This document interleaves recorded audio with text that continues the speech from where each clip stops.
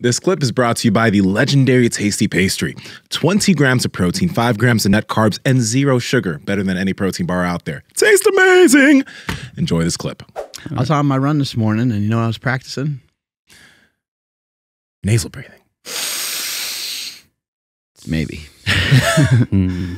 I do practice that a lot. Today I was actually running. I was trying to run faster today, so nasal breathing was out the door pretty quick on today's run. But I was actually practicing heel striking. I know, right? Why? Well, just because I don't think anybody knows what they're talking about. Okay. I just think like, I don't know, people need to think about, I guess people need to think about their communication sometimes. Like I even promote kind of like to run on your toes.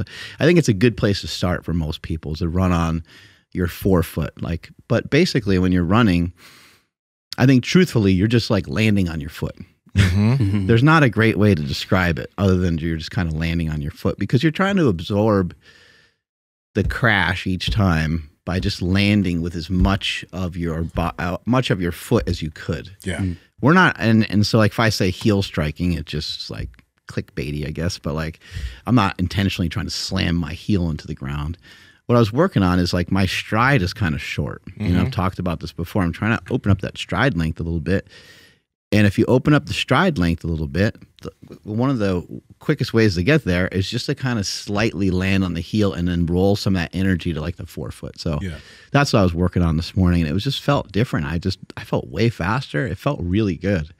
I don't know, like, you know, if I do it for a long time, I don't know how that will feel, but I do think that when you're running, when you're lifting, why not try a rounded back deadlift? Why not try a stiff leg deadlift where your back is totally flat? Why not just try these different things and move in some different positions? To ask a question, to add a potential asterisk to it, when you were doing the heel striking, you weren't doing those in the Vivos, right? Correct, yeah. Yeah, because I was thinking like some of the— I got a spongy shoe. I was wearing an Ultra, and it's the springy one. Yeah. And so it's made for that. Because I remember when I went on the run with you, I was wearing those same Ultras, and as my endurance started to go, and as I got a little bit, let's say, just like lax with my gait because I was tired, there started being a few times I was heel striking, but I was like, oh, I don't feel that pressure because that shoe gave me enough padding to strike safely. So if you guys want to try that, and you're using the Vivo trail runners or whatever, you just got to be careful about how hard you strike the ground. Because if you strike your ground in actual barefoot shoes, like heel strike it, you'll feel that. Oh yeah, 100%. And you know, I'm not sticking my foot way out and then just smashing my heel because that would energy kind of go up into the knee and all that kind of stuff. But I've been following a bunch of different people and just checking out different styles of running, and one guy was like, hey, you can kind of heel strike and here's how you kind of do it. So I was like, oh, let me just play with that. Let me see, like because I don't know, you just get caught in these like limiting beliefs. You have people your whole life tell you can't do something, you don't think you can do it. There's that story of the elephant, you know, an elephant's little, the circus elephant, like it's just tied to the circus tent, and obviously it could pull away from it at any time, but as it gets older, it doesn't realize that it has the power just to fucking pull away from that thing. So yeah.